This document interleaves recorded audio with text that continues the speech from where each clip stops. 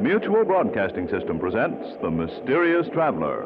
Written, produced, and directed by Robert A. Arthur and David Cogan, and starring tonight two stars of stage and radio, Wendell Holmes and Roger DeCoven, in an original radio drama titled The Man Who Vanished.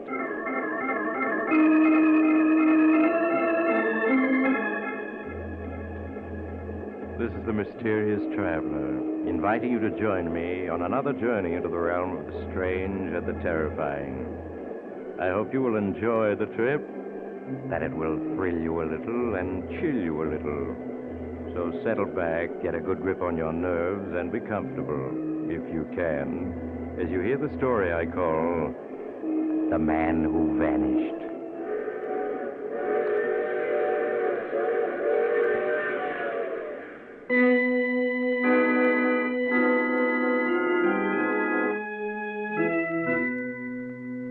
Our story begins in a small, white-walled hospital room. Charles Ordway, a man of 45, has just awakened. He looks about him in puzzlement. Then memory returns to him, and he begins to call frantically. Doctor! Doctor, nurse! Where are you? I must speak to the doctor! Yes, Mr. Ordway, what is it? Are you the doctor? No, sir, I'm only the attendant. You want to speak to Dr. Harvey? Yes, I must. It's a matter of life and death. Okay, Mr. Ordway, okay. Dr. Harvey, 402, please. He's coming now, sir. Thank you. Tell me, what day is this? It's Friday, isn't it? It must be Friday. Sure, it's Friday, Mr. Ordway. But here's Dr. Harvey now. Good morning, Mr. Ordway.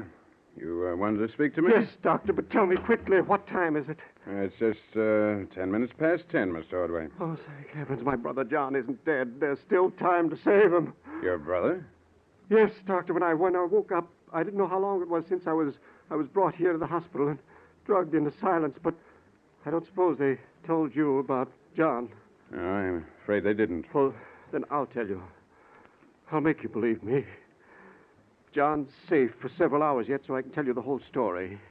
The story they wouldn't give me a chance to tell. Yes, go right ahead, Mr. Ordway. I'll just sit here and make myself comfortable. Well, I'll try to tell it calmly, Doctor. I don't want you to think I'm hysterical. First of all, you have to understand that my brother John is a freak of nature. A freak? Yes. He's perfectly healthy and highly intelligent, but he was born without any natural coloring at all. His eyes are pink. His skin is a chalk white. His hair is like bleached flax. His eyebrows and lashes are practically invisible. It's a most unusual condition, but it happens once in a while. It's called albinism. Well, it's a hideous condition for an intelligent, sensitive man. John's boyhood was a torture for him until our father took us both out of school and had us tutored to spare John the misery of being considered a freak of nature by the other children. Yes, I understand, Mr. Ordway. Please, go on. Well, as we grew up, John's chief interest was science. So I studied it, too. Our father had a complete laboratory built in our home. After his death, we continued to live there together, working on experimental research. Along what lines, Mr. Ordway? Well, our efforts were centered on discovering a cure for John's condition. To achieve that, we worked hopefully for years, but we always failed. My brother remained outwardly calm, but inwardly he began to brood. Then, one evening, he came into my room. Charles. Oh, yes, John. Finished in the lab? In a way, Charles. I have something to show you. Show me? You mean you found a cure? Not exactly. But look at this wire cage. Examine the white rat I have in it. White rat? Good heaven. This morning, that was an ordinary white rat. But now, look at it. It's like a rat made out of glass. It's almost transparent. It is transparent. You can see completely through it. Oh, John, this is amazing. This is what I've been working on these last months, Charles. I've been developing a serum that would alter living tissues to make them transparent. I wouldn't have believed it possible. I don't see why not. Nature does it all the time. She makes jellyfish that are quite transparent. Well, yes, of course. I didn't think. But this is only the first step. My next step is to develop the serum further, to make living tissues invisible. Invisible? You look skeptical, my dear Charles. But look at this rat. He's half invisible already. In a dim light, he'd vanish. Well, yes, that's true, but... The basic principle is perfectly natural, Charles. It's only a matter of refining it. And then, Charles, well, take a freak like myself. So colorless, he's already well started toward invisibility. I'll find out what it's like to be completely unseen. Someday soon, Charles, I'm going to have a real surprise for you.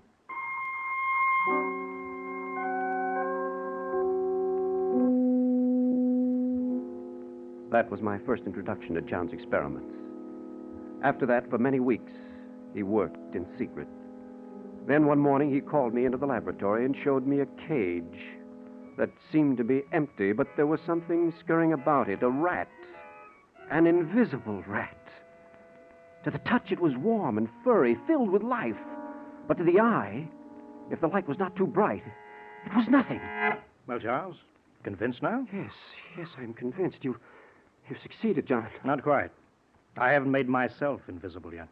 You're not going to try your serum on yourself. Of course I am. Listen, Charles. Always I've been considered a freak. Now I'm going to turn the tables.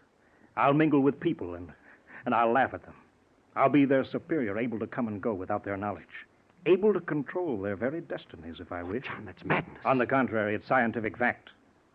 You'll see, because you're going to help me. No, I Surely refuse. You're not going to let me down, your own brother. Well, of course, John. I knew I could get your help. Here's a hypodermic full of the serum. All I want you to do is to inject it into my arm. And watch the result.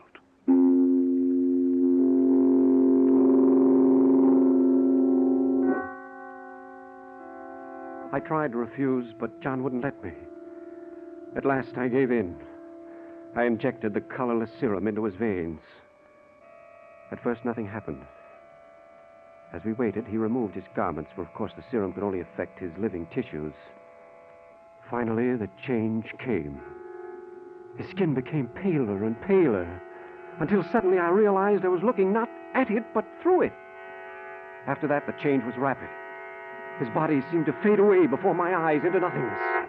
Well, Charles, what do you say now? Oh, John, this frightens me. Why should it? I feel fine. In fact, I feel so good I'm going to take a little jaunt downtown to see how the world looks to a man who's invisible. No, you mustn't. And why not, Charles? Well, you aren't ready for it yet. There may be after effects, reactions you aren't prepared for. Ah, nonsense. There's only one thing to be careful of. The tissues must return to normal within 24 hours. If the neutralizing serum isn't injected before then, death occurs. Otherwise, it's perfectly safe. So I insist, Charles, that I'm going on a little invisible sightseeing tour tonight, and you're going to conduct me.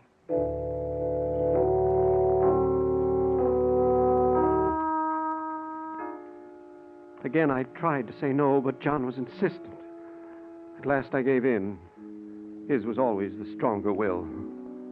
We took the car, and I drove downtown. He sat beside me, unseen as the very air, laughing to himself.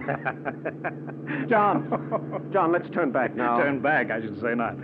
Drive to Main Street and park around the corner from the Watson jewelry store. The one where our old schoolboy companion, Harry Watson, works for his father. Well, why, John?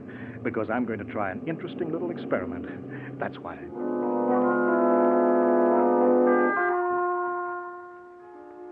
John was in a strange mood, and I obeyed his orders with misgivings. I parked the car as he directed, and we got out and stood on the sidewalk, with the evening crowds drifting past us, completely unaware of John at my side. Suddenly, John spoke. Now's the time, Charles. There's nobody in the store but Harry Watson himself. Come on, we're going in. Ask Harry to show you some stopwatches. Keep him occupied, and don't worry about me. Well, what are you going to do? Never mind. Just do as I say. Whatever happens, pretend not to notice. Come on. Open the door. Oh, hello, Charles. Can I help you? Well, I'd like to look at a stopwatch, Harry. Stopwatch? Of course. They're over here. Here's a beauty, Charles. This Swiss chronograph is timed to 1/100th of a second. I'm afraid it'd be too expensive. Huh? Well, perhaps you'd like this one. It's American-made, and it... What was that? What was what? I heard a noise in the back of the store. I didn't hear anything. There it is again. There's someone back there. What? There can't be. There's nothing in sight. Well, just the same, I think there's someone back there. Excuse me. I was putting away some valuable diamonds when you come in, and I've got to see about them. He hurried back into the shadowy rear of the store. I held my breath. If he should bump into John. Then I heard Watson cry out. I've got you, you thief! No, you're not going to get away. What are you doing? Help! Charles, help me! Help!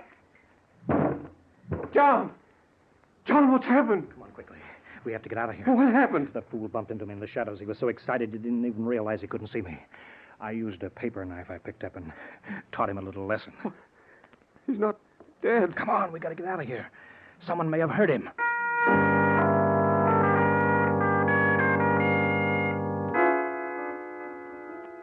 We got out of the store and to the car.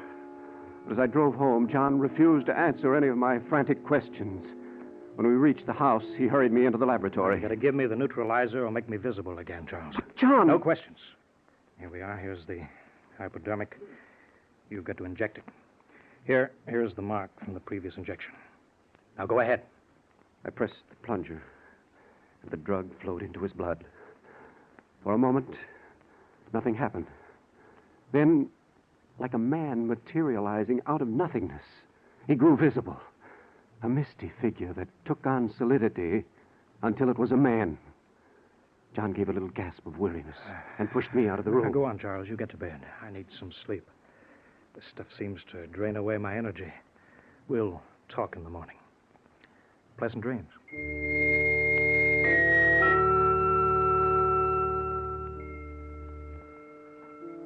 The next morning, I was having breakfast when John finally appeared. Good morning, Charles. Sleep well? John, look at this newspaper. Anything in it? Yes, there's something in it. Look at these headlines. I see. Local jeweler killed, store robbed, $50,000 worth of diamonds missing. Huh. You killed Harry last night. Yeah, so it seems. Pour me some coffee, will you? John, I don't understand you. You've killed a man, and you act as if it amounted no more than swatting a fly. Well, does it? Of course it does. I can't feel that way about it. When we were small boys, you'll remember that Harry Watson was one of my chief tormentors. Yes, but I've always planned to pay him back. Last night I decided to play a little joke on him.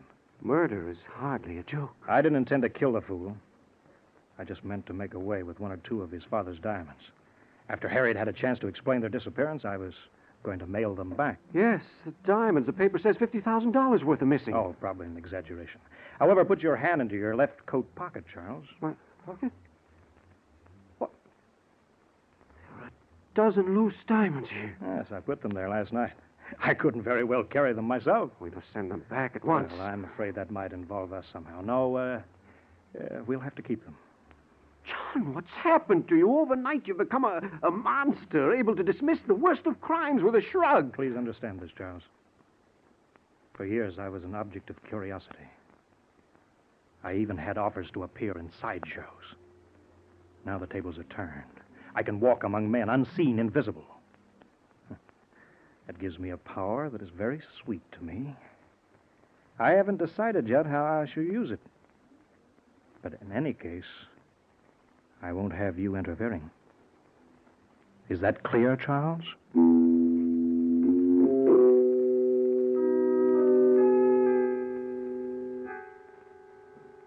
With that, John retired to his laboratory and remained there alone the rest of the day. It wasn't until after dark that he emerged to find me staring with horror at the evening paper. Oh, Charles, what does the paper say? It made you look so pale. The police found your fingerprints on the knife that killed Harry Watson. What? Let me see it. Here. Yes. The police investigating the murder last night of Harry Watson, local jeweler's son, state they are trying to trace down fingerprints found on the paper knife used as the death weapon. They also admit they have discovered further evidence which they hope may bring about an early arrest. They may be here any minute. Ah, nonsense. Even if I did leave a print, how can they trace it to me? Talk of an early arrest is just bluff. And besides, That may be the police now. If it is, what do we do? Oh, it can't be. But if it is, let them in. Let me do the talking. All right. Yes, what is it? Mr. Charles Ordway? Yes, I'm Charles Ordway. I'm Inspector Long of the Homicide Squad. I'd like to ask you some questions, if you don't mind. Oh, no, not at all. Come in. We can talk in the living room. What is it, Charles? John, this is Inspector Long. He says he wants to ask me some questions. Really? What in the world about? I don't know. I confess, Inspector, I can't imagine I why. want to ask you what you can tell me about the death of Harry Watson. Watson the jeweler, the one we were reading about in the paper? That's the one. Your brother was seen leaving the jewelry store a few minutes before Watson's body was found. someone recognized him. Why, yes, that's true, Inspector. Charles dropped in last night to buy a watch for me. But he didn't find quite what I wanted. I'd rather hear him tell it. Well, that's all there is to it. I looked at the watches and then left. Watson was all right when I left him. I see. There's no one else in the store? No one I could see. Well, I'm sorry, I can't tell you more. I'm sorry, too. Well, just for the sake of helping us, would you be willing to let me take your fingerprints?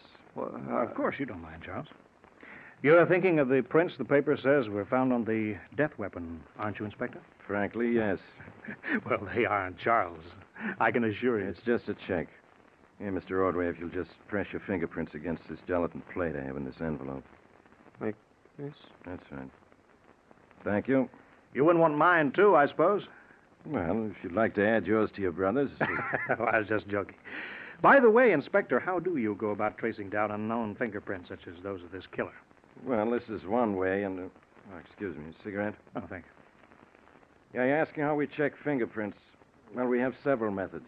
The FBI records, Army and Navy records, and the one source few people know about. And what's that? Hospital birth records. For a number of years now, they've recorded the footprints and fingerprints of every baby born in this city. In the morning, we'll start checking these records as far back as they go. Well, that's very interesting. Well, sorry, Inspector, we couldn't be more helpful. It's all in the game. Good night, gentlemen. Good night, Now, Inspector. don't bother to show me out. Did you hear that? They're going to start checking fingerprints on hospital birth records. And our prints were among the first ever to be recorded in this town. Father insisted on it. Perhaps they'll overlook yours. I can't risk it. But I'll stop them. I'll stop them somehow.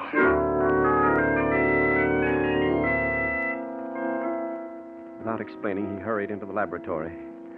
10 minutes later, he emerged, dressed to go out. His hat pulled well down over his face. And his face... What is it? Why are you goggling at me? Your face, I can't see it, or your hands either. Of course not. I took an injection of transparency serum. Now, I'm going to drive downtown, Charles. With this coat and hat on, I'll look like an ordinary driver to anyone who sees the car. When I get where I'm going, I'll take off these garments and leave them in the car. Then no one on Earth will be able to see me. But where are you going? To police headquarters?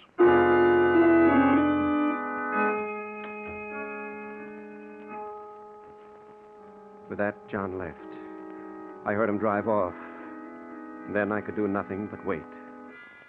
The hours crawled slowly past, and I grew more and more nervous. The clock was striking 11 when I heard John's key in the door at last. John, is that you? Yes, Charles, come here. I need you. What is it? What's happened? It's my ankle. I think it's broken. Here, lean on me. I'll help you into the living room. Yeah. Oh, careful. What? John, your coat's all bloody. Yes, they shot at me. Nicked my side. It's not serious, Charles. Here, let me sit down. Should I call a doctor? No. We'll tend to the bullet scratch in the ankle ourselves. It's a reasonable price to pay, considering that Inspector Long is dead. Dead? Yes, he fell from the window of his office on the 6th floor of police headquarters, while apparently quite alone in the room. And you killed him, too? Of course I did. I had to. Luckily, he had the paper knife there in his office. I was able to wipe all my prints off it. I found the photographs of the prints in his desk, too. I tore those up and I burned them. How'd you get hurt? I tried to slip out of the building again during the confusion that followed Inspector Long's accident. I'd reached the first floor when a clumsy cop bumped into me in a dark hall. He yelled and grabbed at me. I had to duck through a door and lock it. I got the window up and was just climbing out when he fired through the door. The bullet nicked me and I lost my balance. When I picked myself up off the ground, my ankle was broken. But I hobbled to the car somehow and, well, here I am. John, what are we going to do? Just sit tight, that's all. The evidence is destroyed. Inspector Long is gone. We're perfectly safe. But suppose they have some other clue. Nonsense. I've taken care of everything, you hear? John. What is it, Charles? A car just stopped in front of the house. Car? See who it is. Yes. It's a police car. Oh, we've got to act fast. They mustn't find me like this. What can you do? First, I've got to get these clothes off. I haven't time to take my neutralizing serum now. I'll just have to hide. They'll not find me if they can't see.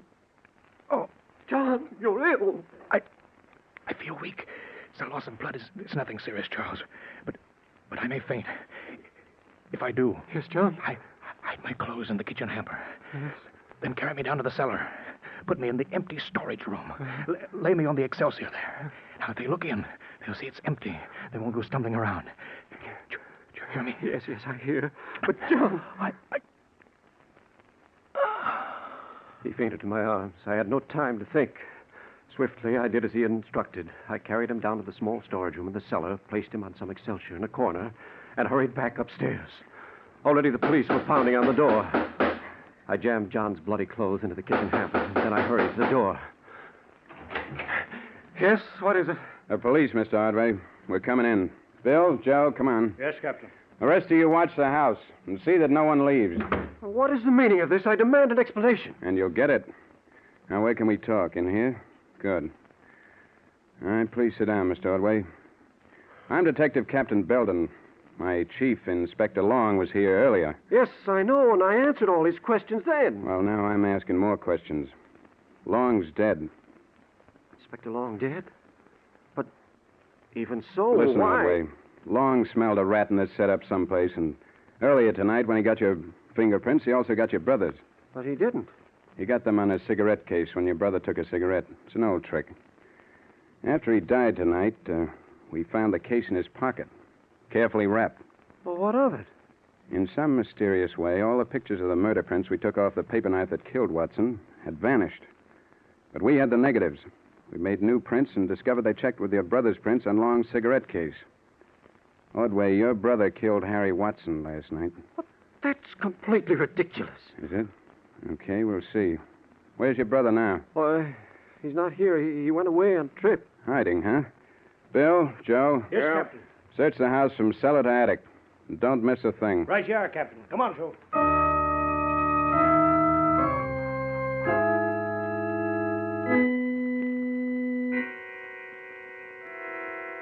Half an hour later, I knew that further concealment was impossible.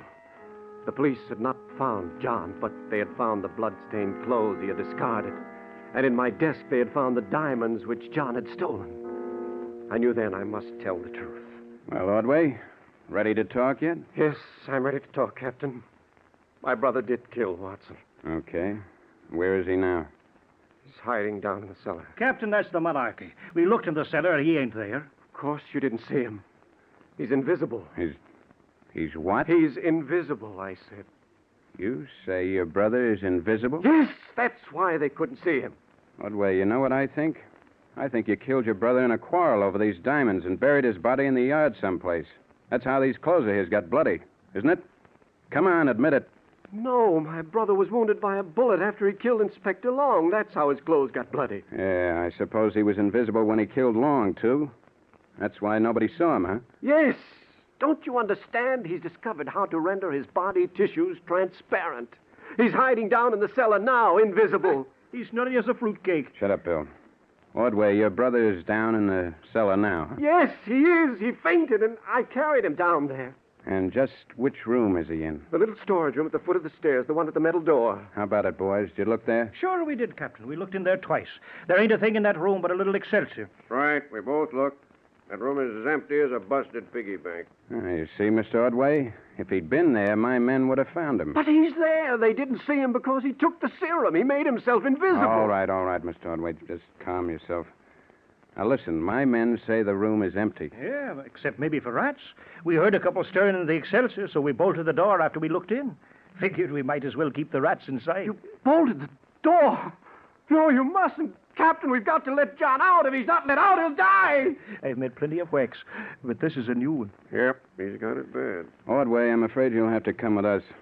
Now, will you come quietly, or will I have to put the handcuffs No, on? you can't take me away. I have to let John out of that room. If he doesn't get an injection of the neutralizing serum inside 24 hours, he'll die. Sorry, Mr. Ordway, but come on, boys. No. Give me a hand. Got to get him to the psychopathic No. ward fast. No, you've got to believe me. You've got to let go of me.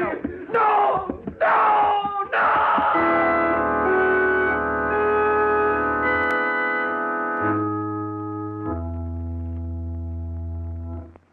And that's the whole story, Doctor. They wouldn't believe us. They brought me here to the hospital charged with John's murder. And when I kept trying to tell them he was alive, they gave me a narcotic. But he is alive. He's locked in that room in the cellar. And if he isn't let out soon, he'll die. 24 hours is the limit, but there's still time to get to him. Yes, I understand, Mr. Ordway. I'll see to it that he's released at once. You mean it, Doctor? You believe me? Yes, of course. Oh, attendant. Call me, Doctor. Yes, go get my car ready, will you? We're going to Mr. Ordway's home at once to release his brother. Yes, sir. Right away, Dr. Harvey. Oh, thank heaven you believe me, Doctor. You'll be in time to save John. You'll find the serum he'll need to bring him back to normal in a green bottle in the laboratory. I'll take care of him. You go back to sleep now, Mr. Ordway. Yes, I will. I can sleep now. I can sleep. How is he now, Doctor? Yeah, he's quiet now. He'll be all right. You know, Doctor, sometimes I can't help thinking. Yes, Johnson? You know, he's locked up here at State Hospital for bumping off his brother. Eventually, they found his brother's dead body locked in a little room in the cellar. But I can't help wondering what the cops would have found if anybody had taken Mr. Ordway serious that night he was brought here 10 years ago.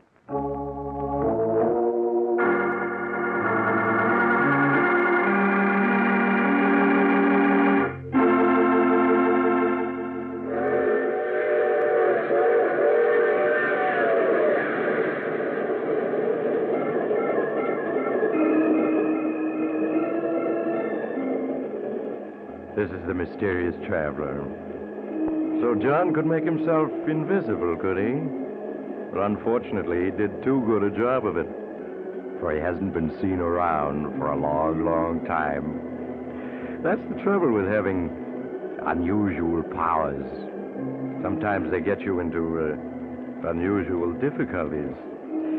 Speaking of difficulties, Oh, you have to get off here. I'm sorry. But I'm sure we'll meet again. I take this same train every week at this same time.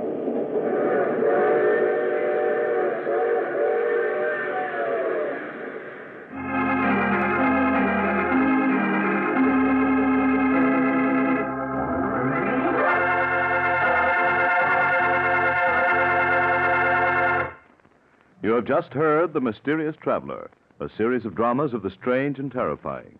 All characters in tonight's story were fictitious, and any resemblance to the names of actual persons was purely coincidental. In tonight's cast were Maurice Tarplin, Wendell Holmes, Roger DeCoven, Art Carney, and Richard Coogan. Original music was played by Paul Taubman. Broadcast engineer was Al King. Sound was by Hal Reed. The Mysterious Traveler is written, produced, and directed by Robert A. Arthur and David Cogan.